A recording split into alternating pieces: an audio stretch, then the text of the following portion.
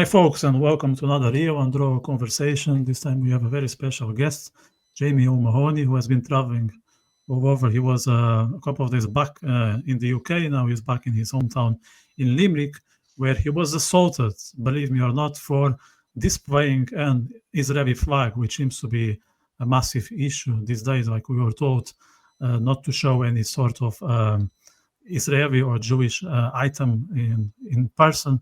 But that I think that raises the main issue of freedom of speech, because I mean, what's the issue of having a flag or a Jewish thing on your neck or on a, or anywhere with you? Why is that? Why this? We should live in a place where we are able to have conversations, we're able to talk to each other, but it seems to be more and more difficult, especially with a certain part of the society. Ireland is not an exception. I think the Irish society has been um, um, exposed to this virus, and we don't want that. We don't want that. And I think Jamie is doing great work on that regard. So stay with us for the next hour or 90 minutes. I think there's plenty to go through. If you have comments, questions, or any sort of input, make sure to use the chat box. It's there to make sure to make this conversation interactive.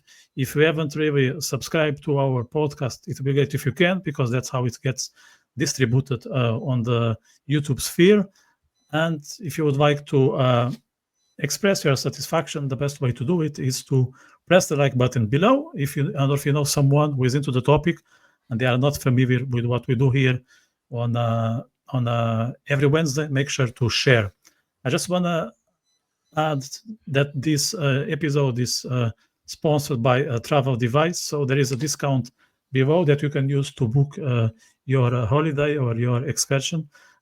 Travel devices have individuals in 3 locations: Ireland, Israel, and Italy, and they are experts in every single part of the planet. So if you want to have the time of your life when you are traveling, maybe they can customize the tour according to your wishes and needs. So just make sure to contact a travel device by phone or email and provide the discount code.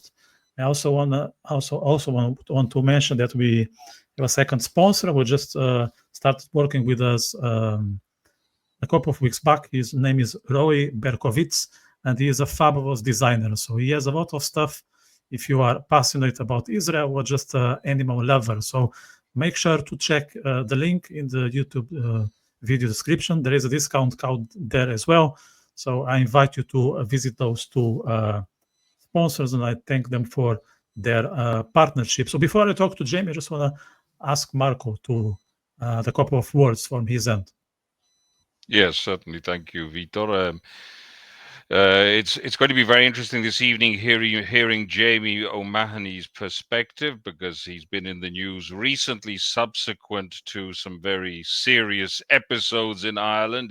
It's a very different Ireland from the Ireland I grew up in. Our attitudes have hardened with regard to both Israel and the Jews, I suppose, because it's a little bit of an excuse just to attack Israel. I think we're seeing some pretty unsavory things. Yet I believe this is mostly the chattering classes. I believe most Irish people are unaware of what's going on and basically have had this ideology of Palestinism practiced upon them. Jamie, if you could just sort of take us through the series of events which led to your sudden burst to fame. Firstly, guys, thank you for having me. It's good to be here and get to chat about a problem that I think is getting worse in Ireland, but there are those of us, of course, who are trying to counter it. So yeah, essentially, I won't go too much into my background or childhood on this, but I visited Israel for the first time in 2022 with my parents. I was there for a week, and I absolutely loved it, and I would call it a pretty life-changing experience. And I came to see it as a very inspiring, pleasant country to be in that had seen off multiple existential wars to destroy it, and has since built an amazing economy with great quality of life for its citizens, all while remaining a democracy and free and multi-ethnic, really.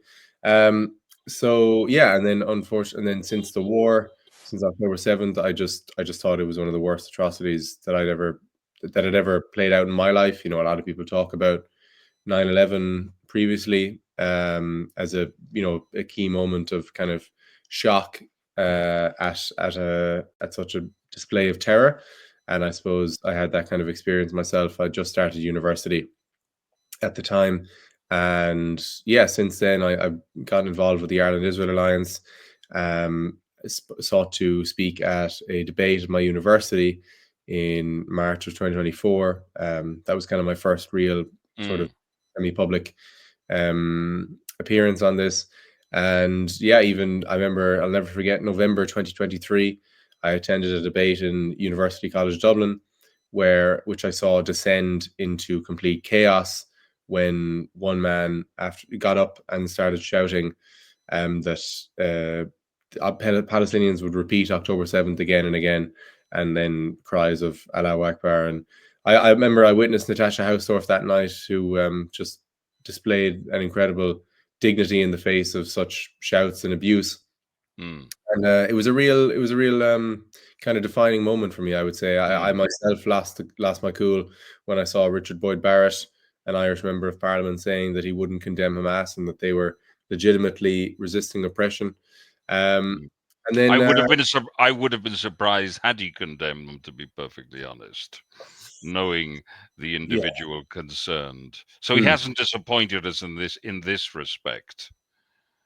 Yeah, true. And I mean, since then he's gone on to say all sorts of other abhorrent things. So that's just him and his type. So yeah, and then became involved with Students Supporting Israel, who have been fantastic. And Ilan Zanelnikov, their president.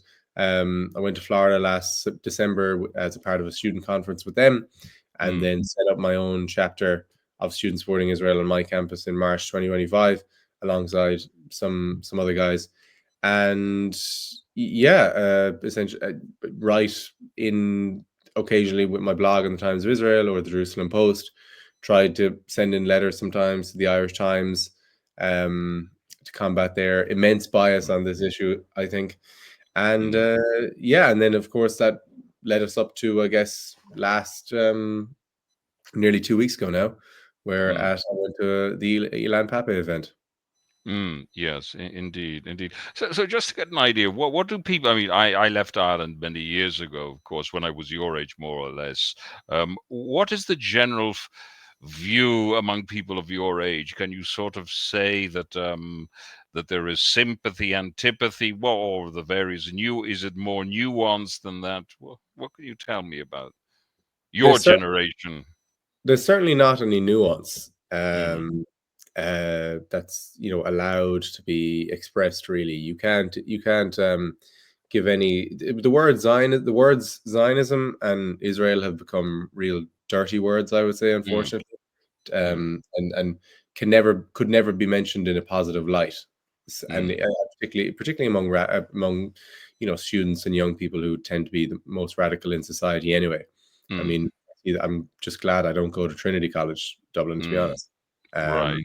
With their recent BDS enactments and the way they carry on their campus. I mean, my university never even had an encampment last year, but nonetheless, in Ireland there has been Ireland was never really a friend of Israel in the first place, but particularly since the current war, it's just gotten more and more extreme, and Ireland has become, I would say, carried away, drunk on its own, self-righteousness, thinking of ourselves as virtuous for standing up for the Palestinians, as people would see it. And I would say by far and away the most anti-Israel and anti-Semitic country in Europe. And I say that even because, maybe there mightn't be so many anti-Semitic incidents or attacks in Ireland. We don't have, thankfully the synagogue hasn't been firebombed, for example, like in Australia. There aren't, thankfully, so many attacks on Jews or Israelis, but at least in other countries such as the UK, where you have a strong degree of radicalism, there is also a strong pro-Israeli cohort. And if Ireland wasn't seen to be such a one-dimensional society on this issue, you wouldn't have had the Israeli Ministry of Foreign Affairs simply deciding it wasn't worth their time to even have that embassy in Dublin, which they Right. obviously withdrew last December. Right. But do you think this is, I mean, you frequent students, but what about the man in the street? Does the man, what does the man in the street feel about this thing? You presumably you don't just frequent students, you go into a pub, you go into a cafe, you go to markets, you go to shops. What do they express? I mean, are they that concerned? To be perfectly honest, Ireland shares no borders with Israel, to my knowledge. There are no unresolved territorial conflicts. Why do they get so worked up about Israel? Or perhaps are the media misrepresenting public feeling? I would say, firstly, you have it spot on about the media. Your average person who maybe isn't too engaged with, reading history or going too deep into understanding the current affairs that they see. But if the average person comes home every evening and turns on RT News, which is the state broadcaster here, or reads the Irish Times, which is meant to be kind of the upstanding, good paper to read of the middle class, or maybe they even watch a bit of BBC. All they're seeing is just non-stop criticism and demonization and biased slandering of Israel all the time, often without mention of really basic things that need to be acknowledged, like Iran's role across the Middle East over the last 40 years nearly. Over 40. Or that the figures coming out of the Gazan Health Ministry are literally coming from Hamas. No one wants to acknowledge that. People often forget, in Ireland specifically, things like the fact that one of our own was murdered on October 7th. Kim Dampty, a young woman, was murdered at the Nova Festival, and we had an 8-year-old girl who was kidnapped. So essentially, if you're the average man or woman, and this is all you're seeing about Israel, of course you're going to take on these ideas. They simply won't. It's no longer even talked of as being a war. I mean, there have been, I think, nearly 50 IDF soldiers killed in Gaza over the at least since Operation Gideon's Chariots was launched in May. I mean, it's mounting enough casualty list at the moment, tragically. But the way it's portrayed in the media is, Israel is just deciding to arbitrarily, almost for the fun of it, bomb and level Gaza. And it's never mentioned, of course, the usage of civilian infrastructure by Hamas, or all the efforts that the IDF takes to avoid casualties. Everything can be, or the fact that aid was, throughout this conflict, the majority of it was simply looted by Hamas and used as a power tool over its own people. Right. So essentially, the media is engaging in blanket disinformation. Because when I was growing up in Ireland, there were certainly different opinions. Plenty of people viewed Israel positively, even though Ireland was very late in establishing diplomatic relations and recognizing the state of Israel. It was a very different country in that respect. Many of my Irish friends expressed admiration for Israel as well.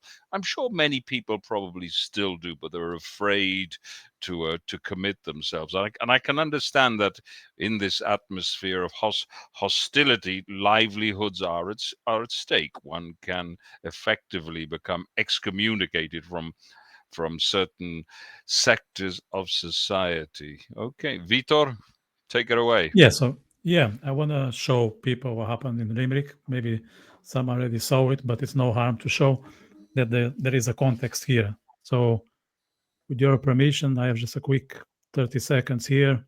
I know there was more, but I just did I just took a fraction of what happened. So this is what happened to Limerick, to Jamie a couple of weeks back in Limerick, when he was attending a pro-Palestinian event.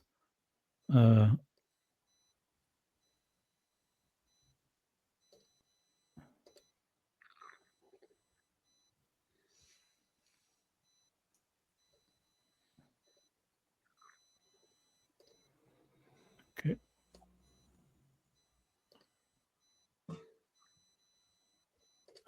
Can you see it? No. Okay, having some issues here. Sorry. We get into it.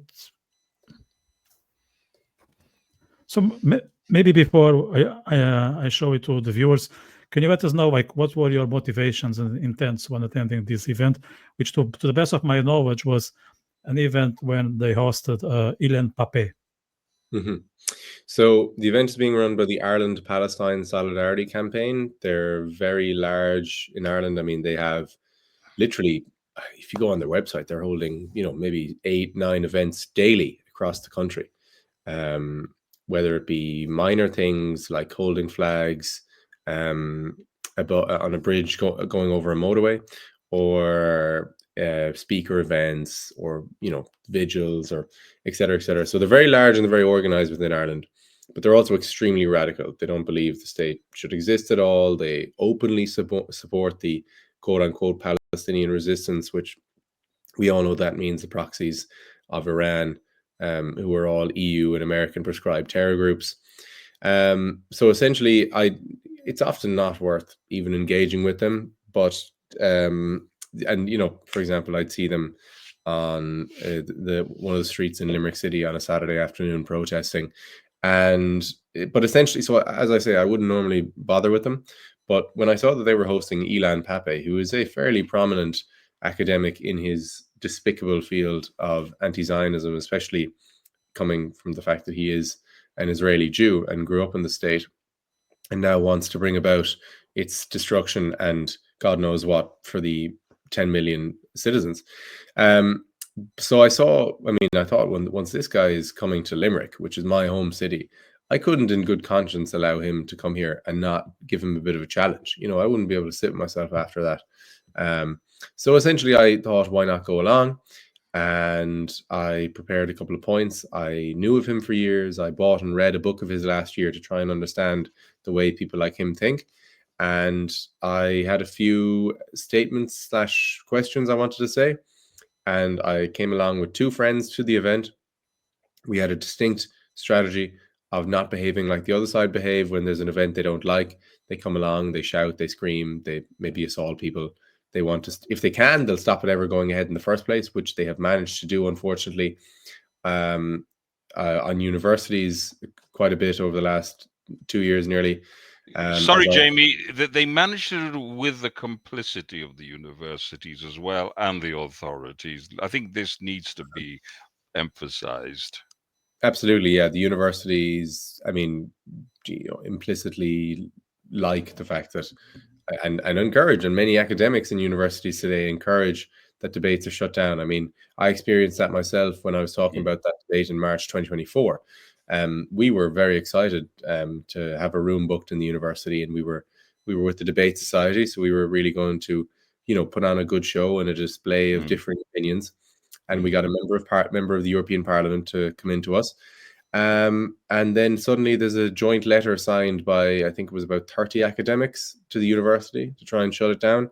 And they succeeded, unfortunately. The university were cowardly enough to bow down to them, as they are more and more. Universities they're simply not across, certainly places like the US, the UK, Ireland, they are no longer the free places of learning and inquisitive inquiry.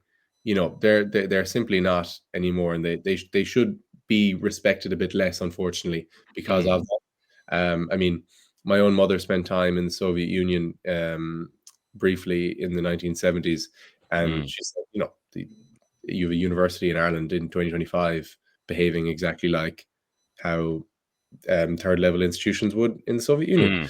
So, sorry, where was I? I was talking about something there before I disturbed your train of thought. I apologize. Yes, sorry, Ilan Pape. Yeah. So I went along, waited throughout his 45-minute lecture, wait until the Q&A, when there can be a discussion, ideally, and I started off making my couple of points. I said, why do you use the privileges that Israel uniquely affords you as a Western country to bring about its destruction? So free speech, freedom to criticize the state and society you live in, and and you would have died in a dungeon elsewhere, I think is what I said, in Syria or in Saudi or anywhere else in the Middle East. You know, you want to target the specifically country in the Middle East that, you know, is unique in having those standards. And then I mentioned, having read his book, I know he's a, you know, rabid communist. I read him when he wrote of Israel as being this sort of capitalist dystopia, ignoring, of course, that the quality of life and incomes of people have gone up the more economically liberal Israel has become. But that's the way he thinks. He ran for Hadash to try and get into the Knesset, I think in the early 2000s and the late 90s. And at this stage, I was already being booed and people were judging and trying to shut me up. They were saying, you know, get on with it, or you know, they were saying that I was making statements instead of asking questions. I mean, as I say, the first one about free speech was explicitly a question, and then I was just leading it up to, I think I was going to ask about something he said in his speech, specifically the lack of mention of hostages, but I didn't get a chance because at this stage, as I say, I was already being shouted down. So I said, look, why not get my flag out? The other two guys I was with had theirs as well. Unfortunately, they didn't get to, you know, bring them out at the same time. But I said, look, you know, and this wouldn't normally be my thing. As I say, I'm used to writing articles, giving the odd speech, trying to win over people in arguments. But, you know, in this, sometimes it's quite simply, their monopoly on the discourse has to be challenged. And if people are seeing Palestinian flags every day up and down the country, it's a good thing that sometimes they see the blue and white Star of David and the Israeli flag. You know, so you decided to roughhouse it, which was probably the right decision at the time, because there's no possibility of engaging in a logical, reasonable conversation with these people. I'd learned that in the 45 seconds up to that stage. Yes, I got it out, and I was about to, I think I was saying, I'm Israel Kai, at which stage this guy in front of me tried to rip it out of my hands. And of course, I wasn't going to let him do that. So we got into a bit of a scuffle. And about 60 seconds later, with about 4 guys pulling all parts of my body, I was dragged out of the venue. But thankfully, and then it continued on the street for a minute or two, and then we were separated again. And then me and my group went home. My group and I went home.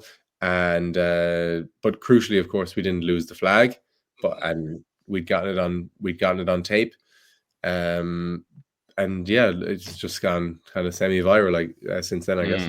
Good. Let's show it to people. I will try again to the best of my ability. I hope I succeed now.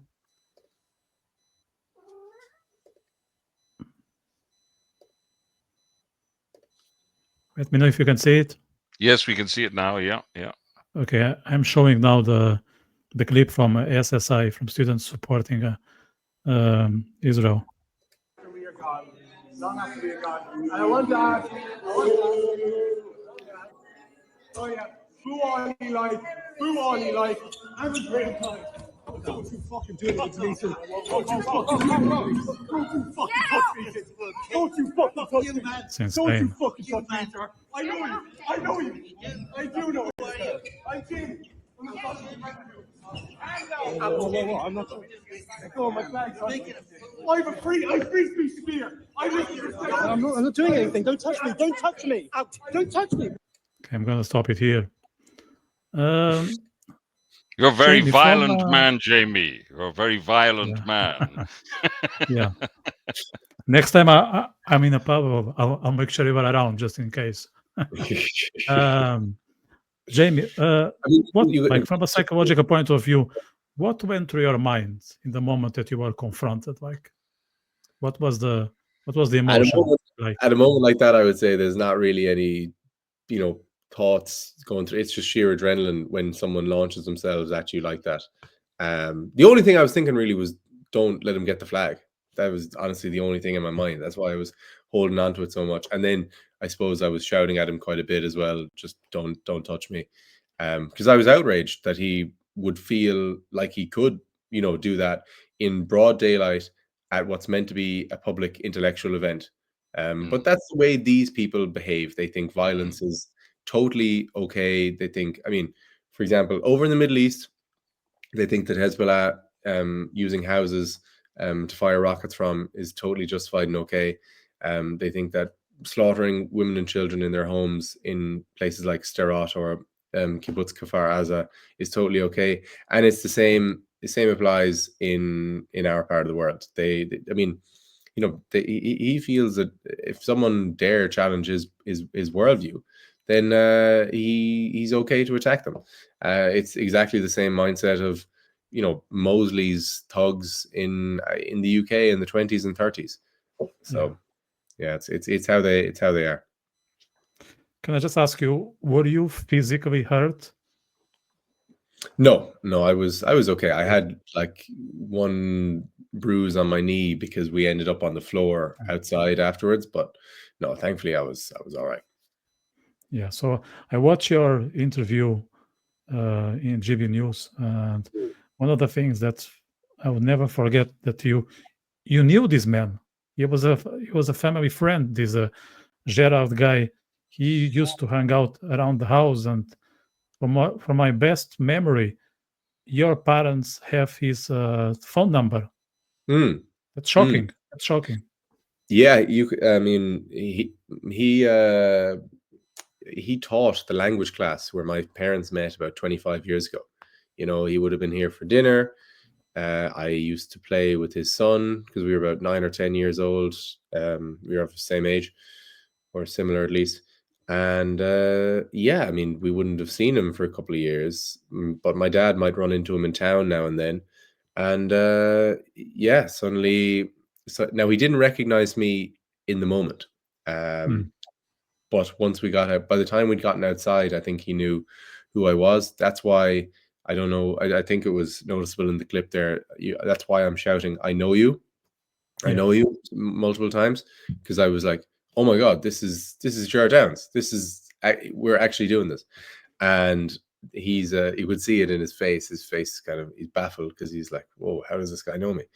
And yeah, like it's just extraordinary to think that who he is as well. He's not someone you'd expect to have a fight or throw himself at someone in the middle of the day. He's an academic at a university who teaches Italian language classes. Right. But this is a particular problem. I'm sorry, Vito, go ahead. No, go ahead. So this sort of bears unwitting testimony to how much the academic class has been infected. I think this is quite extraordinary.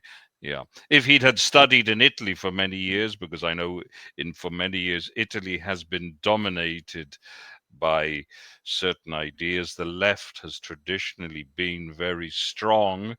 The Communist Party in Italy was the biggest communist party in Western Europe. So had he studied in Italy, presumably in the past 30, 40 years, he would have picked up a lot of this, because generally speaking, the Communist Party controlled culture in Italy for many decades.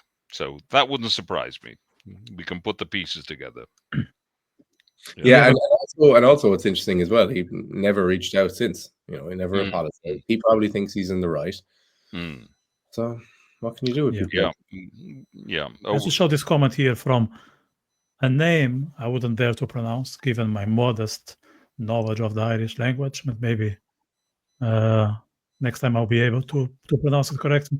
So this person is saying, is it worth pressing charges against someone committing assault? What's your view on that? I mean, I don't want to spend too long on that, but essentially my family and I went down to the police station a couple of hours afterwards. And look, if I was to file a formal assault charge, that means investigative proceedings, and a court case. And going to court in Ireland it's stressful, it's time costly. It's obviously you have to hire a solicitor, and for what, for my sake, that it comes with all of those things. And this guy is probably going to have, like we see with Kneecap in the UK, he's probably going to have a big crowd outside the courtroom every day who are backing him to the hilt. And with the Irish justice system, unfortunately, I mean, you see guys with 100 convictions getting suspended sentences. What are they going to do to this guy? Give him a tiny fine? And so from my perspective, I didn't think it was worth it. His people seeing who he is, and I know some people sent a few emails to the president of the University of Limerick to make a complaint about the behavior of one of their staff members, but I didn't think it was quite worthy of filing that assault charge. But I did make sort of a secondary statement to the police, essentially just giving an account of what happened, place, name, time, so they have it on file for anything that might crop up in the future. But I hope that answers that. Yeah. I mean, I understand that from a judicial point of view, it's not that straightforward. But perhaps if you would be living in a decent times, his employer will go after him, because he was, I don't know how much was he representing the academia in that event, but his name is all over the place, so maybe you should think twice. So do you expect some sort of punishment or warning from the academic circles? No. They probably, as I say, they probably think he was in the right, and he's one of their own as well. So no, I don't. Yeah. But you're pursuing studies as well. Yeah. I've got another 2 years of university to go. So you have to run the gauntlet. Well, no, I don't study at his university though. Oh, I see. Right. But No, you're living in the general climate surely isn't that different. I presume within academia in Ireland, there's a certain climate now, a very hostile climate. So you have to watch your back, as it were. Yeah, and I know academics for Palestine are a pretty prominent group within Ireland. Right. I mean, sorry, almost every professional class has its own pro-Palestine chapter of teachers, artists, GPs. GPs. GPs, outrageous. It's a springboard. It's a springboard to furthering their career, I assume. But there must be something in it for them. I actually don't think it's career focused, to be honest. I think it's just people. It's also this fueled. I think Jared's actions that day is the element of mob mentality. Each person verifies the next. Each person verifies the next one's views, and so they all feel great amongst themselves. And then they, in the case of what happened 2 weeks ago, he felt perfectly entitled to throw himself at me because he knew he had 70 plus people in the room who agreed with him, and I was isolated.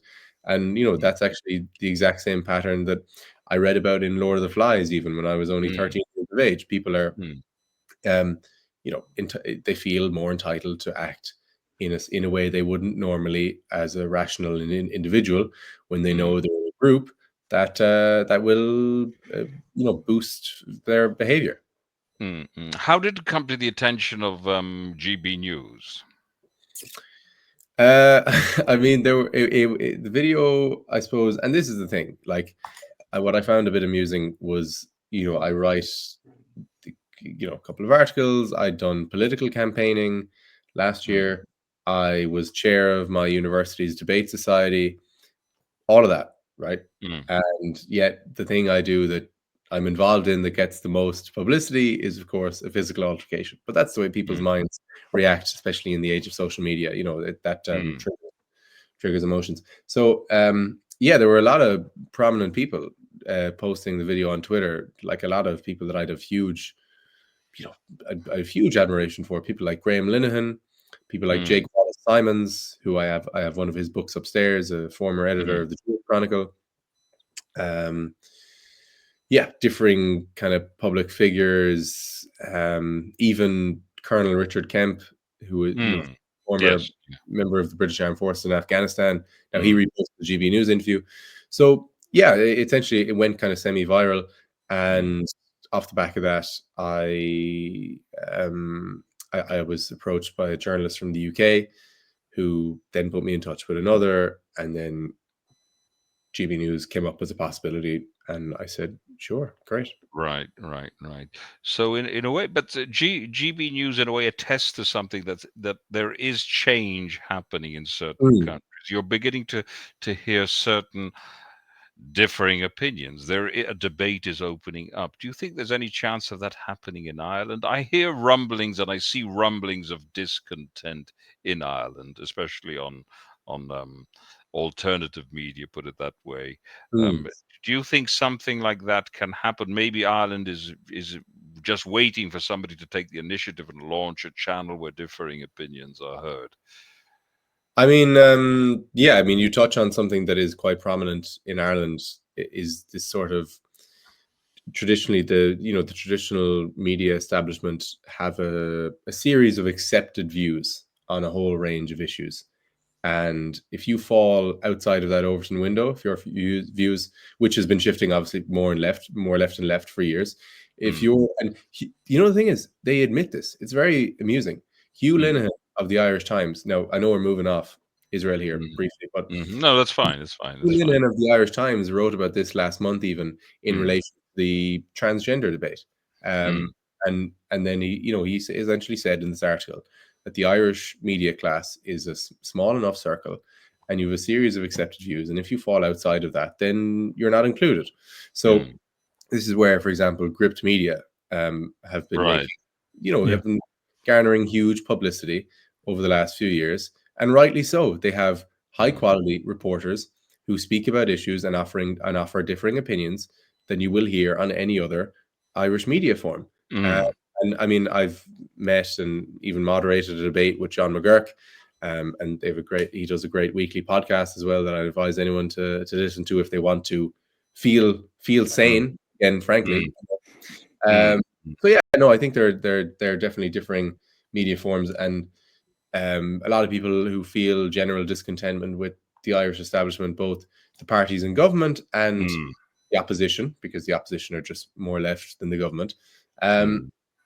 No, there hasn't really been a clear kind of political breakthrough yet. If we look at the Oireachtas, I think that's coming. Yeah, as I mentioned, Gript are certainly picking up on a lot of that discontent. Right. Let me bring a comment from Mart Goldman. It's about something that happened to me recently.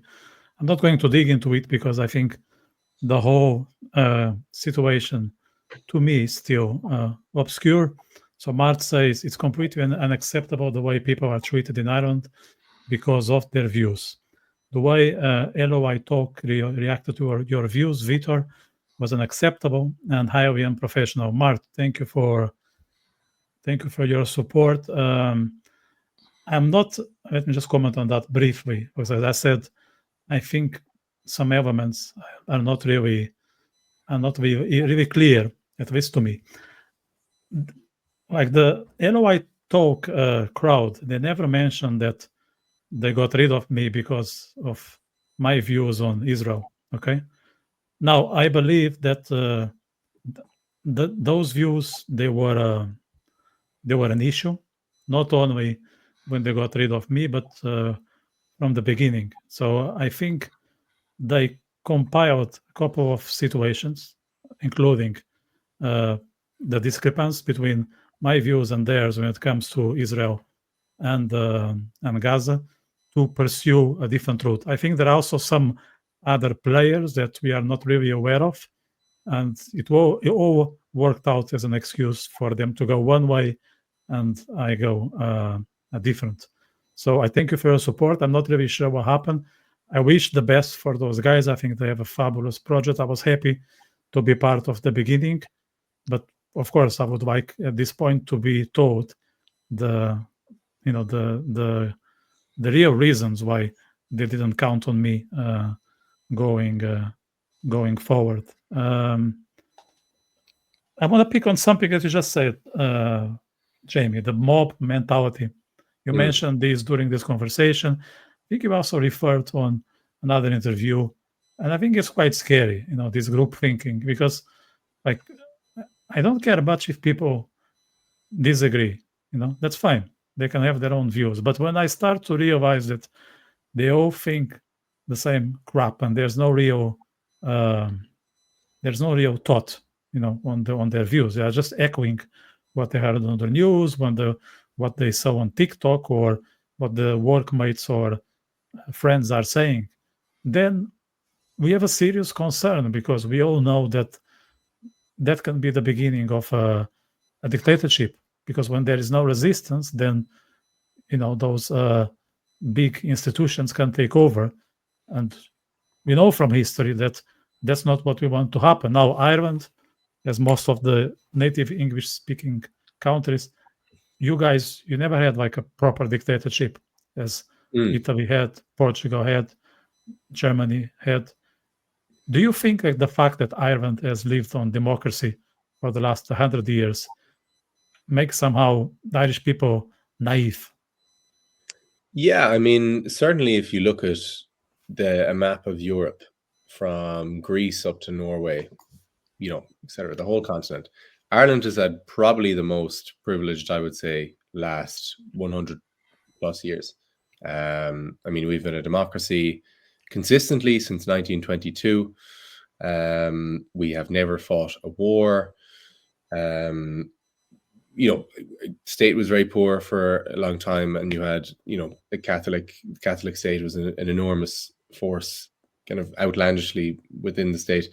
But yeah, essentially Ireland has been if you look at the world and Europe even, it's been a good place to live that's been fairly devoid of a lot of the suffering that you would see elsewhere. So I think that that's certainly part of it. People don't know how grateful they should be for having had the freedoms that Ireland has provided them. Like you say, people are, but worse than that is, the sort of conformity and groupthink that is becoming more and more pervasive, which is pretty grotesque. People simply holding the views that they see around them more and more, and not wishing to know more or be curious. There's a complete lack of curiosity in understanding more about the world. So and then being able to have a free exchange of opinions. I think cancel culture has obviously been very bad for that. So yeah, as I say, there does seem to be a bit more conformity and groupthink as the years have gone by. And then personally speaking, I just get very concerned with that. And I mean, I know I can still acknowledge that Ireland and other countries in Western Europe, they're still the freest parts to be in the world, but all the more reason to preserve those ideals and want high standards in the area of public discourse. And I mean, I grew up on, really with these ideas being, taught to me. I mean, my father brought me to Speaker's Corner in Hyde Park a couple of times as a child, to witness people getting up on a soapbox to speak about whatever topic they wish. And then the people could come along, listen, and have a free exchange of ideas. And even Speaker's Corner in Hyde Park isn't as idyllic as that anymore these days. There's been plenty of incidents of violence there over the last couple of years. That's very true. That's very true. It's the usual suspects that try to shut down debate. They find it difficult to handle anything that opposes their view and to see it in a critical light. And I see it by the comments here in the chat box. It's very interesting. People that live in an echo chamber that have obviously no knowledge of history, no knowledge of the Middle East, and yet they are prepared to commit themselves. They speak about international law, and they speak about pronouncements of the International Court of Human Rights and of Justice. And it is quite extraordinary that they haven't really delved into it, and they're just living in this echo chamber. It's sad. It is sad that the level has gone down to such an extent. Can you tell us something about your experience yesterday in the Oireachtas? I'd be interested to hear a little bit more about that. So the Irish Parliament being led, well, particularly in regards to this piece of legislation, it is certainly a crusade of Simon Harris, the Taoiseach, Minister for Foreign Affairs. So the bill is called the Prohibition on the Importation of Goods, and it specifically tries to go after any goods produced in East Jerusalem, Judea and Samaria, or the West Bank, as it's also called. And yeah, so essentially that's being brought forward at the moment. It first came about way back in 2018, called the Occupied Territories Bill. It's brought about by Senator Francis Black, ignored for, well, sorry, it was embraced, but then it was shelved and never brought into enacted. Never enacted because it goes against EU trade laws. Trade is, if you're a member of the European Union, individual nation states can't pass their own pieces of legislation on when it comes to trade. But Simon Harris is now plowing ahead anyway with it. And yesterday there was it's been in the Foreign Affairs Committee now for a few weeks. Of course, the other side to us, the pro-Palestinian view, have had two opportunities to go into this Foreign Affairs Committee and do kind of hearings where they give a statement, and then lawmakers who are on the committee, cross parties, TDs and senators, will put questions to them. And we were thankfully invited in yesterday as part of the Ireland-Israel Alliance, and then also the Jewish Representative Council of Ireland, to give a bit of pushback on this bill. And there was Alan Shatter, Morris Cohen, Chief Rabbi, and Natasha Hausdorff as well, who was appearing online. So really some excellent voices there. And it was that's a bit of a background, and as I'll come to more in a minute.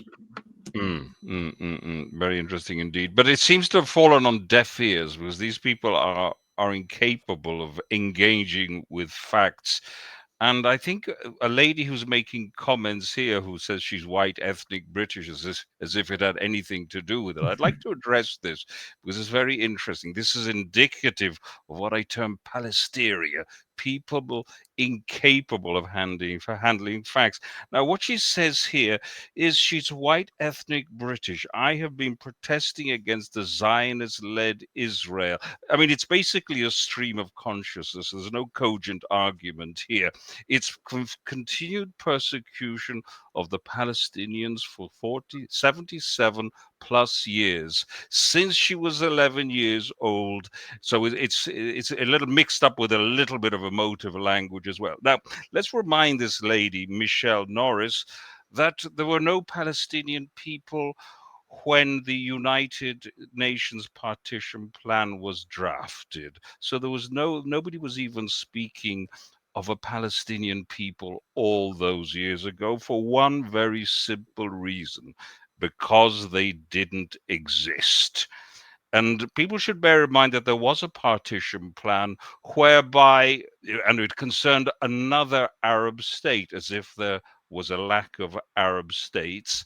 And people should bear in mind that not only were the Arabs given 44% of pre-1967 Israel as well, and there was no occupation of Judea and Samaria. There was an illegal occupation by the Jordanians. So people should try to address these facts. Michelle Norris, try reading a little bit. Try coming out of that echo chamber. Use the neurons you have left. But that's what you said there, like, for as an example, those are serious points that were attempted to be made yesterday by members of our side. Let's speak about, okay, the history of Jerusalem. Why do you want to ban goods from East Jerusalem? Can we even talk about in relation to the West Bank? What's the difference between area A, B, and C? These are sort of technical, legal, and historical details that the committee had really no interest in getting into. They have no, it is an act of self-lobotomization, as this lady has clearly illustrated. She's incapable of connecting the dots and dealing with facts. Facts simply don't get in her way. And I mean, okay, regardless of even the legality and morality of trying to put forward this bill. I mean, the first bill since 1945 where a European country will try and limit commerce with Jewish businesses.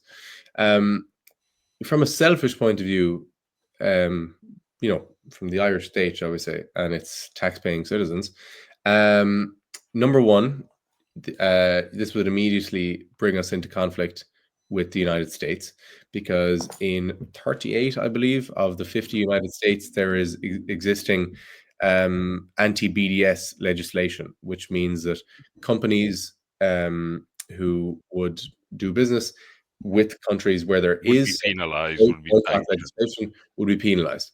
So that immediately brings us into conflict with America. Also, we're going after a massive ally of America, and that's why you have, for example, Ambassador Mike Huckabee today saying that it was an act of diplomatic intoxication, and a couple of other colorful comments. But I agree with the sentiment, certainly. And and so you also, you first have the American issue, and we've had enormous luck. Well, I wouldn't call it luck, because there were key steps put in place by Irish politicians in the past to ensure that we had great commercial ties built with American companies who employ thousands and thousands of people within Ireland and contribute to our enormous corporation tax take that we see today. So we're actually trying to almost throw that away. We're actually, instead of trying to maintain and progress this fantastic thing that we've got going as a country, we want to limit that for some reason. Certainly. And then secondly, so you have the American, massive business ties, and then secondly, you have the fact that we exist as a member of the European Union. As I've already mentioned, trade falls to the bureaucrats in Brussels, whether we like it or not. And here we are going off on our own and acting as a bit of a rogue state within the European Union, trying to do our own foreign policy, and that isolates us from Brussels, and certainly brings our credibility down a bit. And then when you talk about it, even from a contemporary point of view, you have the European Union and the United States really on the brink of, if not already in, a trade war over tariffs and such. And here's us going off on our own, waging a war against the United States. Not quite waging a war, but certainly rubbing them up the wrong way. Put it that way. Yeah, we'll know what I mean. And this was, some of those points were put to the committee yesterday, and they essentially tried to dismiss it. Firstly, they called any kind of discussion of history whataboutery, and as tried to say multiple times, for God's sake, this is not whataboutery. This is extremely relevant information to the bill. You don't know what you're doing. And then when you mention the harm that it will bring to Ireland specifically, they're actually okay with sweeping that under the rug, because Ireland is, as they see it, in the moral right. That a good thing for Ireland to do, even if it means, as I said on GB News, sacrificing ourselves on the altar of Palestinianism. We're going to plow ahead with it anyway and create problems for ourselves, because key people in high positions have decided that the Palestinian Authority and much more ominous factions are a cause that we should sacrifice ourselves for.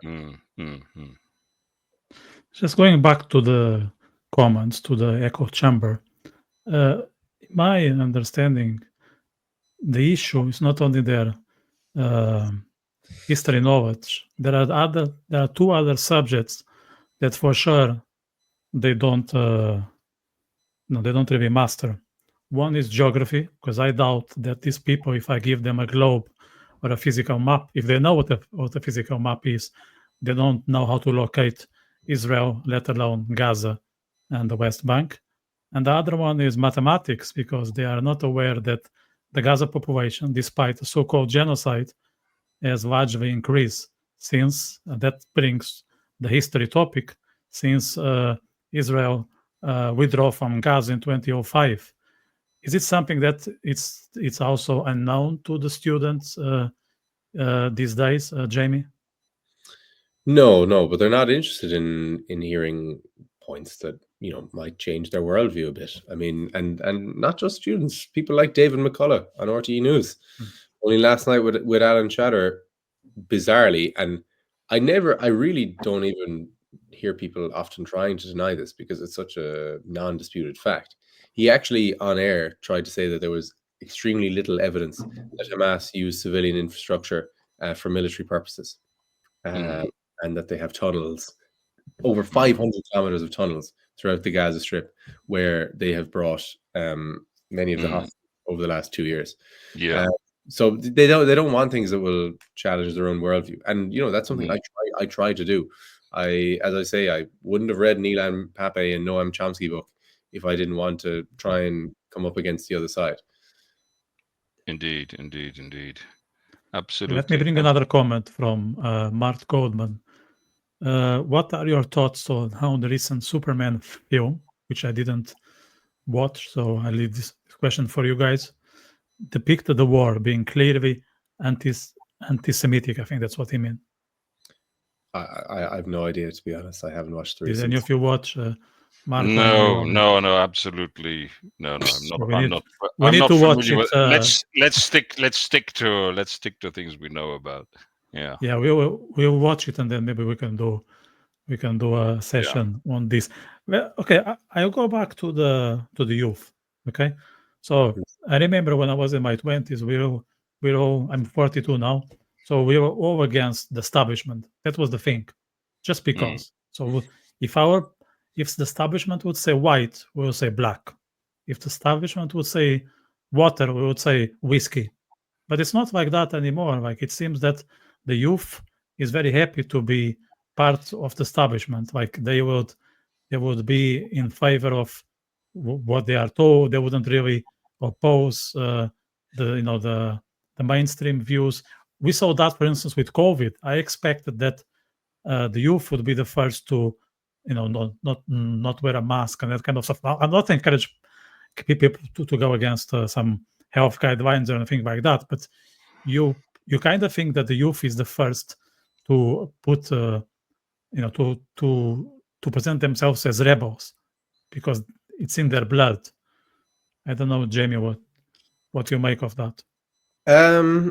I disagree a little bit. I think people still think of themselves as going against the establishment. I mean, plenty of people think Simon Harris and the current government are, as in their words, enabling a genocide, or they think that oh my God, these guys are they're still friends with the Israelis, they're not with us.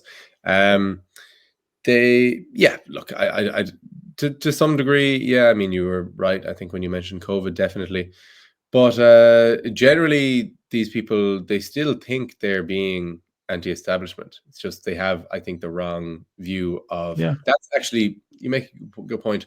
That's how much of an echo chamber Ireland is, particularly on this. People don't understand that they already live in Ireland, the country which has by far and away the most anti-Israel sentiment in Europe, but they don't really think about that or see that, I think, because if they did, they'd obviously recognize, they're already living in a country which is doing everything possible to try and smear Israel. Yes. I think, honestly, some of them still do think of themselves, regard themselves as being anti-establishment, but it doesn't, maybe all they're doing is just being more left-wing, really. Very interesting. I'm noticing we have some comments here, and this is wonderful stuff because we can address some of the topics here.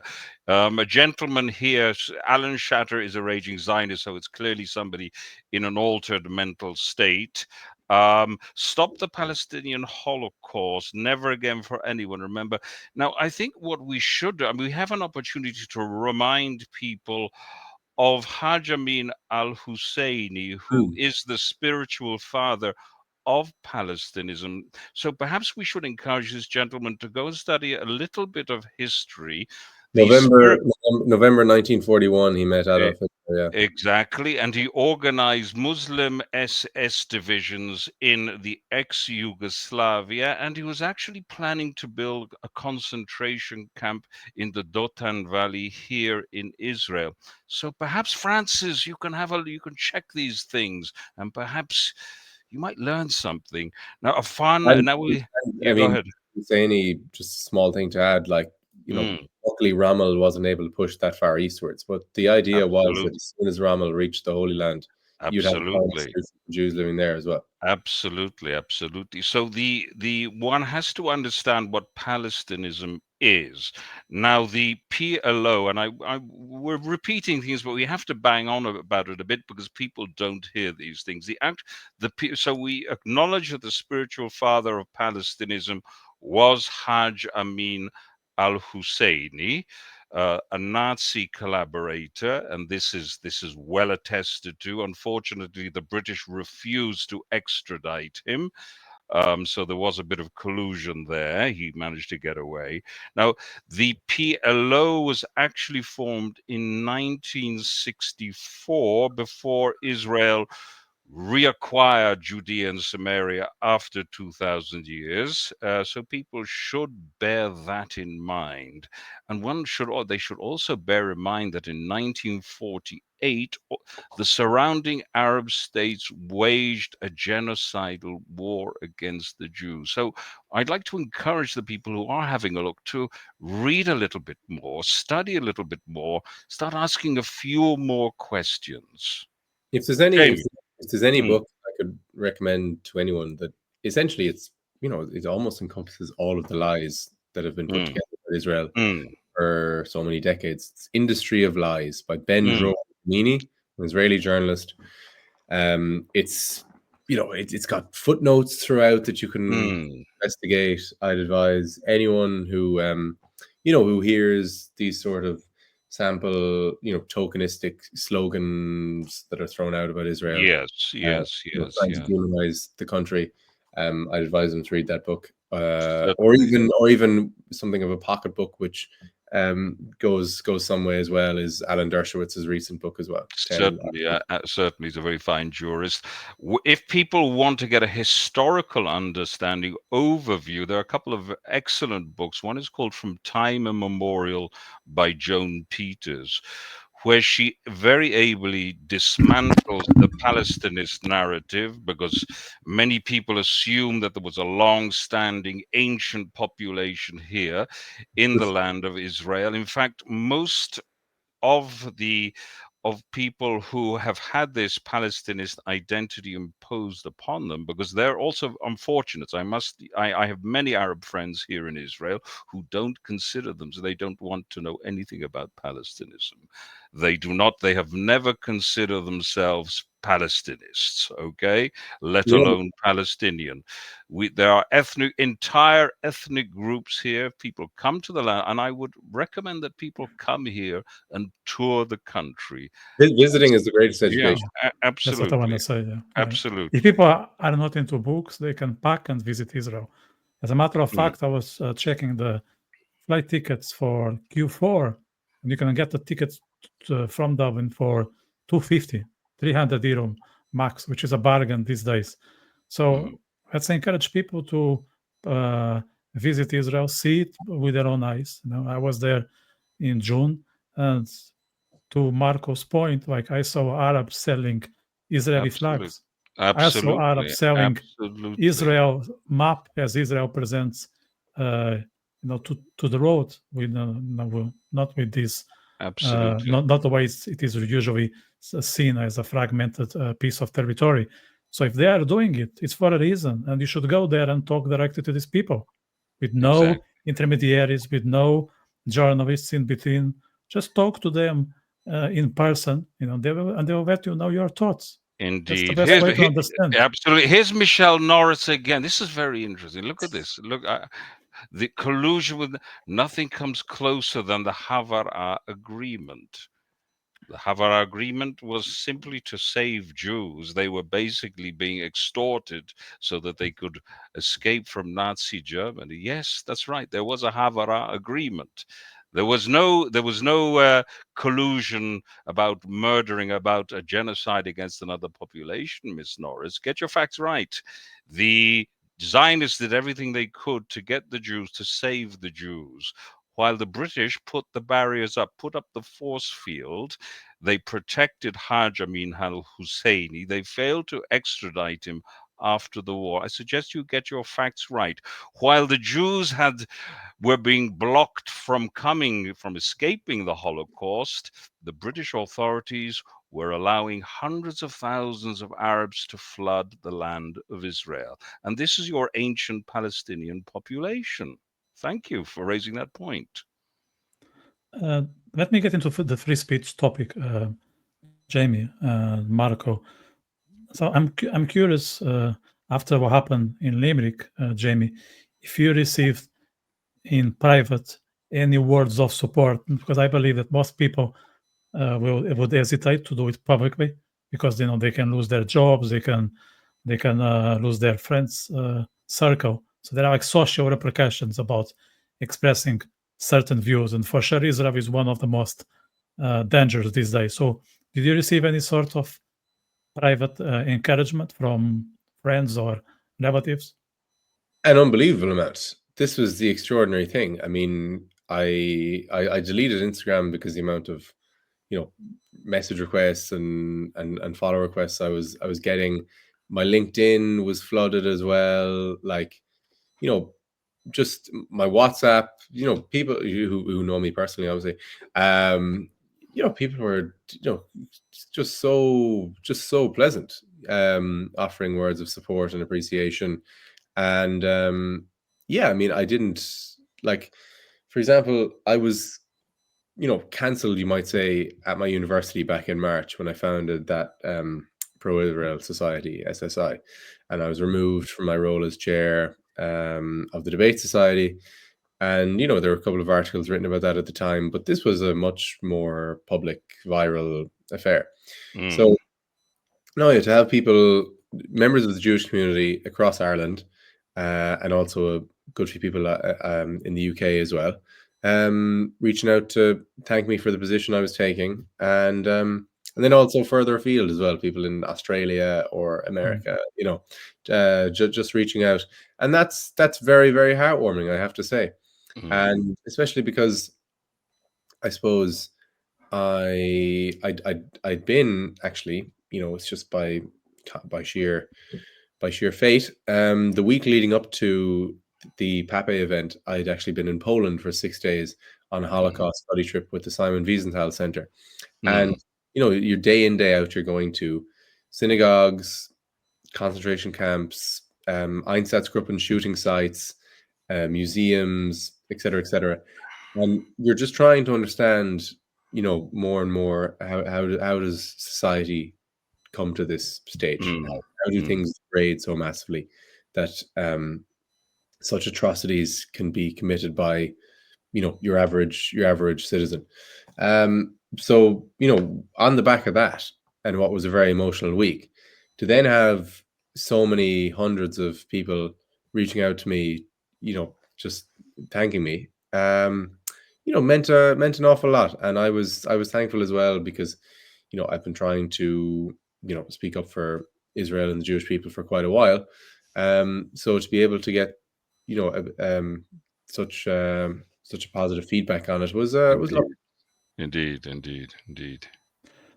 So what would be a word of encouragement for someone who is thinking to pursue your route? So they want to do it publicly, but they are hesitating because they are all aware of the price and they don't want to pay that price. And so how would you tell them, go ahead, because it makes sense down the road? Well, firstly, I think, as regards to a couple of weeks ago, and something that was lovely about all the messages was, hopefully, and I was at an event last Tuesday as well, which was, there was about 100 plus people there for a separate matter in Dublin, and all these people are coming up to me so joyous that they saw an Israeli flag out in public like that. So I was thinking, fantastic. If even one person is encouraged by what I did, to, you know, get into a conversation about it and speak their views at their local supermarket or GAA club or wherever it may be. You know, fantastic. That's a great thing.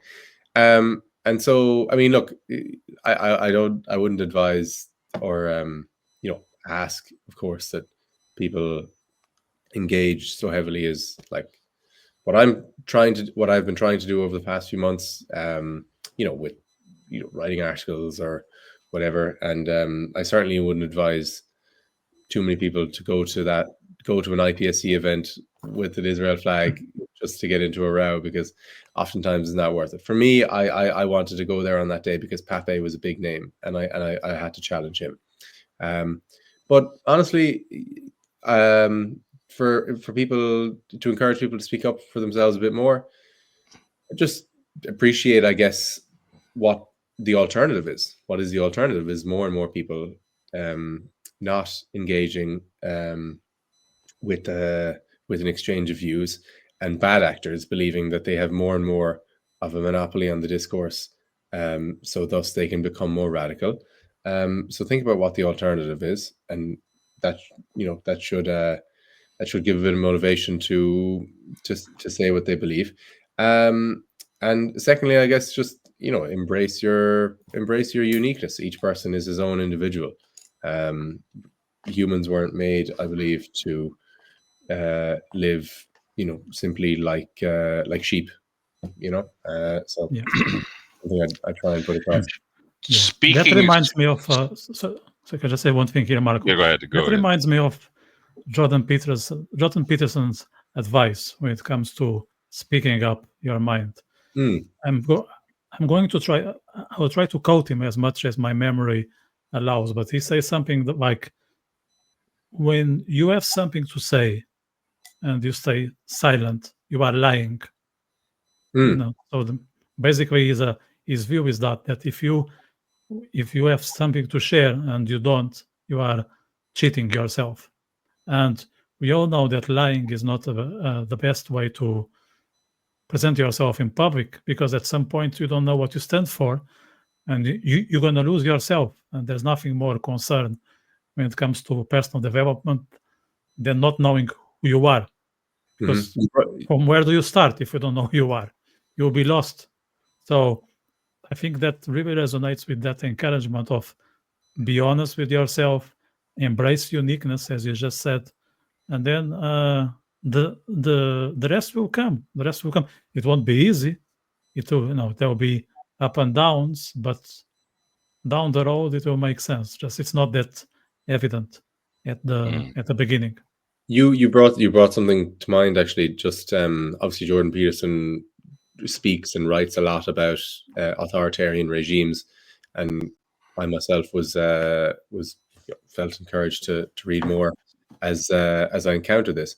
And you know, one of the very key things that I remember thinking that was very poignant was the fact that Solzhenitsyn, when writing about the Soviet Union and, you know, authoritarian regimes in general, was that, you know, it's not the big figurehead at the top that keeps the society ticking along and, you know, everyone in this sort of tyranny. It's not actually the big figurehead at the top. It's every single member of society that goes along with the daily lie.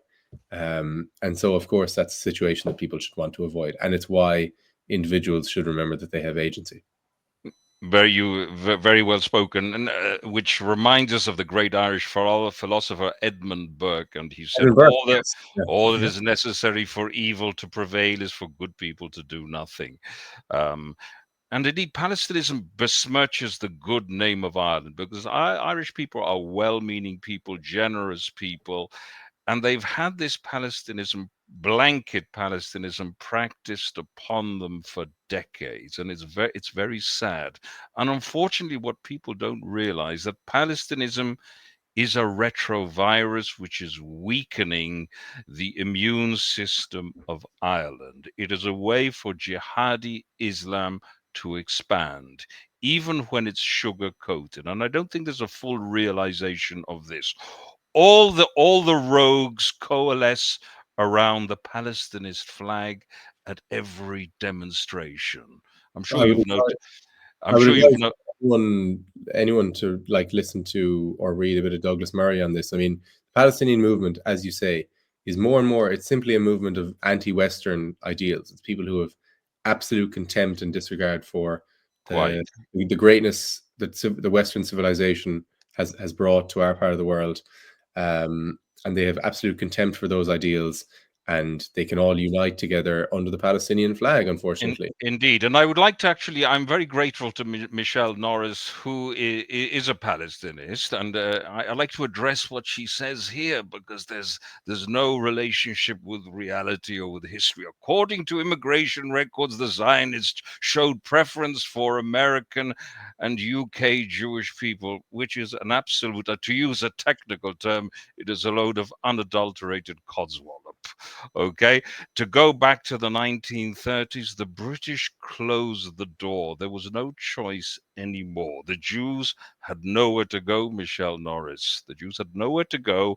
The homeland was blocked, while at the same time, the British were allowing hundreds of thousands of Arabs to come to the land. And do you know why they came to the land, Michelle Norris? Because the Jews created opportunity.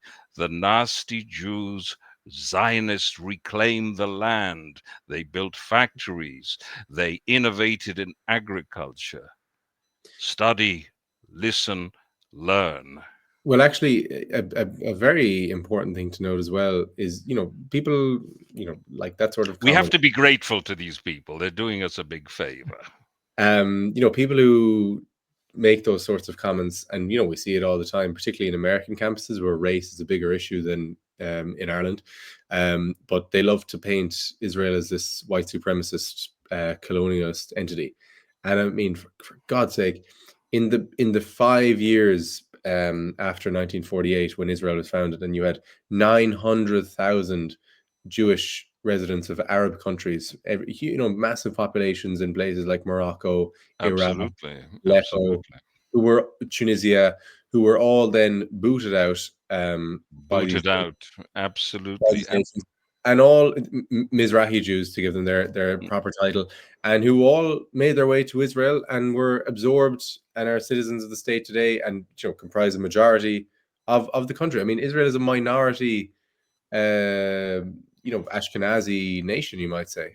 Yes, at the moment it's tilted slightly. Yes, that's a very acute observation. That is correct. Yes. Over the decades, yeah. And I mean, you look at the way even slightly different, but you look at the way Ethiopian Jews were airlifted out of Ethiopia through Operation Moses and Operation Solomon in 84, 91, and make up a small percentage of the population, but they're certainly noticeable and can embrace all the freedoms that Israel has. So, but absolutely, Douglas Murray puts it, I think, because he's written about the sort of this class of people who really are anti-Western for a couple of years. And this is where I think actually what makes young people so emboldened on this. And essentially, young people have grown up on this sort of culture of self-loathing about any European and American history and the ideals that come with that for years. That's what they've grown up on. And suddenly here's Israel, a Western country. But there isn't really anything they can do about it, this sort of culture of self-loathing. So, for example, even in Bristol a couple of years ago, I'll never forget it, people hauling down the statue of Edward Colston. They'll haul a statue down, but naturally they're not going to tear down the school and the hospital that he also paid for. Indeed. And for example, this was a very common thing, tearing down statues, etc. But it isn't, thankfully, within these people's power to decolonize their, all the institutions that make up the society and the country itself and the very identity. But suddenly here are a group of terrorist groups led by Iran that are waging war on Israel, a Western nation. So suddenly it's the perfect opportunity for them to prove their virtue and feel good about themselves by encouraging the destruction of this Western country. That's very true. That's what motivated so many of them to get behind. And people like Michelle Norris are very disappointed that it's not happening and that it's not going to happen. Yeah. And I hate to disappoint her, but I am grateful for her comments, but she has provided the stimuli to raise certain topics.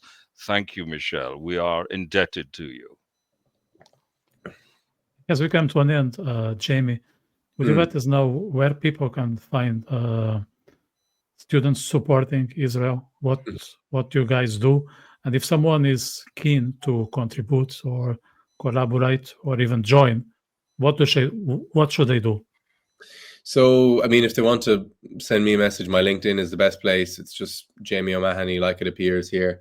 And if they want to go to Instagram, really, which is probably the best showcase of what Students Supporting Israel is, we're well, the branch that I established is just SSI_DCU, and then the big page for all the branches of SSI globally is it's the full title. It's just Students Supporting Israel, be the name of that account. And then also if they want to make a more sort of immediate on the ground difference, link up with local Irish people who feel the same, I would say join the Ireland Israel Alliance mailing list, become a paid up member, and really you will come into contact with other Irish people of all ages from differing backgrounds who have similar opinions on this matter. Excellent. That's a very commendable endeavor, Jamie. May I just end by addressing our newly acquired friend Michelle Norris, who speaks about Avi Shleim, more appropriately named Avi Shlemiel, who speaks about Jewish attacks in other Middle East countries, self-sabotaging the Jewish people there to encourage more immigration to Palestine. They didn't need much immigration. As soon as they had the chance, they came, basically, Michelle. Bear in mind that you speak about Avi Shleim, and you're referring to Iraqi Jewry. Let me remind you of the Farhud. The Farhud, the pogrom in Iraq, inspired by Haj Amin al-Husseini, your Palestinian friend. Thank you so much, Michelle. We are indebted to you. And on that, go ahead, Majid. Important to note as well, just on the topic of the Jews in Arab countries, it wasn't exactly an ideal existence there. You're living as a non-Muslim in a Muslim state. You have dhimmi status. Absolutely. Attacks, often forbidden from owning land, certain professions, etc., etc. So, I mean, look, like whether it be in Arab countries or in Europe or elsewhere, this is why it's a fantastic reason that Israel is a Jewish home. Yes, you've raised a very interesting point, because people are under the impression that Jews lived very well in Muslim lands. It's quite the opposite for most of history. Not to say that it was continuously bad, but people very often speak about the Crusades as if similar things never happened in Muslim lands. That's quite untrue. The Muslim massacres of Jews anteceded the Crusades by centuries. Very interestingly, actually, sorry, it just came to mind. Go ahead. That Yasser Arafat, I think it was in 1996, when he was responding to Arabs who were dissatisfied with the Oslo Accords because they saw it as very good point you're raising. Normalization of Israel. This is the end of our. You're bringing to an end our idea of wiping Israel out as a state. And he actually quoted to them a treaty of, I think it was Hudaybiyah. 628. Exactly. Made with that's right. He quoted that in the mosque in South Africa, because he spoke to an English-speaking audience in one way and to a Muslim Arab audience in another way. He used that to say, this is just implementing the plan of phases, which you're familiar with, Jamie.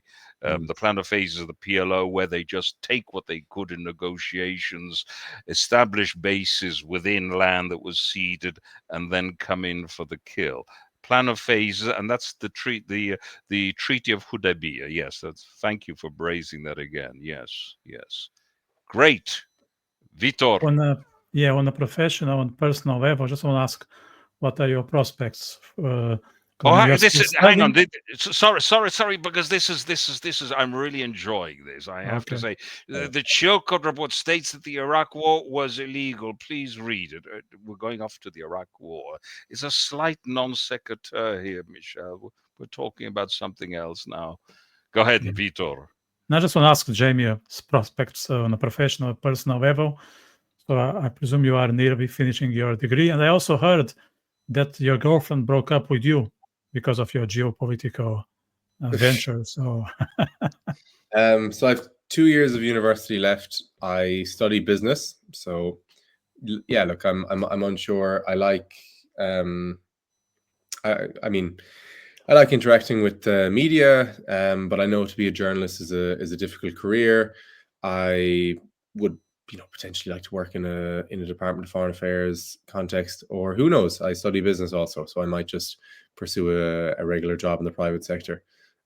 So yeah, look, I'm not sure yet. I've got time. I'm 21. I've got 2 years of university left, and for now, I'm just following my passions and my interests, and seeing where that takes me. And it's been a fun ride. Excellent. No comments on the women's side of the house. That's no, we don't need to. No need to comment. We don't need to go into that. Not live. Not live. We'll do a matchmaking session for another time. But not Marco live. is very good with that, by the way. Yes, matchmaker. I'm skilled. So yeah. Yeah. Right. So I want to thank you for your insights, Jamie. I think they were very, very, very, very valuable for people who lived in an echo chamber, especially those who flooded our comments box today. So I want to thank them as well, because we need we are indebted here. to We them. are not here just agreeing with each other. We want to hear the others. We are not just talking to the wall. Indeed. We want to hear the other side. We want to have dialogue. We want this to be an open and honest conversation. That's what we are here for every Wednesday. So, Jamie, you are always welcome to come back. We have, topics which I think will resonate with your interests. So you are always welcome to join us. And I also want to encourage others who enjoy what they watched today to press those 3 buttons below. Subscribe if they haven't, to press the like button, because that will help a lot to this thing to be distributed, because we all know that it's not always about the quality or the what you delivered, but there are other factors. But we can get into that in another podcast. And if you know someone who's into this sort of conversations and they are not aware of what we do, to be great if you can just press the share button. So with that, I wish everyone a good evening, and we'll be in touch. Take care. Thanks, guys.